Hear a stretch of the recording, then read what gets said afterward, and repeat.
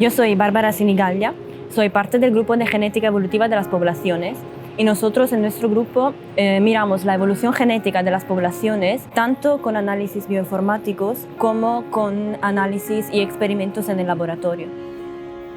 Nosotros en nuestro trabajo analizamos las poblaciones humanas, vamos a recolectar los datos genéticos de esas poblaciones y vamos a mirar las huellas que deja la selección en los genomas.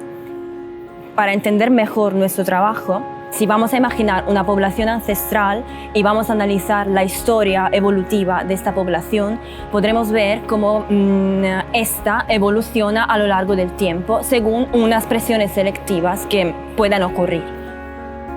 Dentro de estas cajas, imaginamos que en la caja 1 tenemos una población ancestral. Dentro de esta caja tenemos dos tipos de individuos. Podemos imaginar, por ejemplo, que los individuos amarillos tengan como característica el hecho de tener una respuesta inmunitaria más amplificada y los individuos verdes, al contrario, tienen una respuesta inmunitaria basal.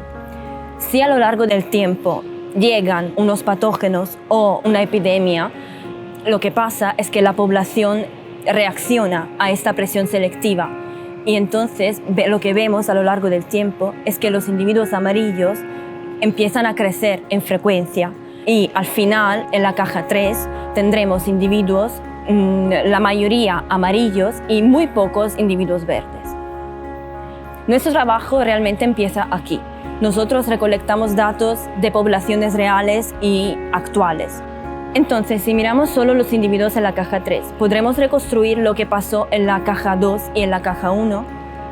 Este es un ejemplo real. Hemos visto que en la población europea hay muchas variantes que son muy frecuentes y que están relacionadas con tener una respuesta inmunitaria amplificada. A la vez, esas mismas variantes están relacionadas con el desarrollo de patologías autoinmunes y con alergias. Lo más interesante de mi trabajo creo que es descubrir cómo la historia haya impactado en las poblaciones y en concreto cómo se queda la historia en nuestros genes. Realmente es como ver que somos los hijos de nuestros padres y de nuestros abuelos y de tatarabuelos. Es importante entender y estudiar la genética de poblaciones porque nos permite, por un lado, conocer nuestra historia y, por otro lado, descubrir y estudiar dianas que pueden ser interesantes para desarrollar medicamentos especializados.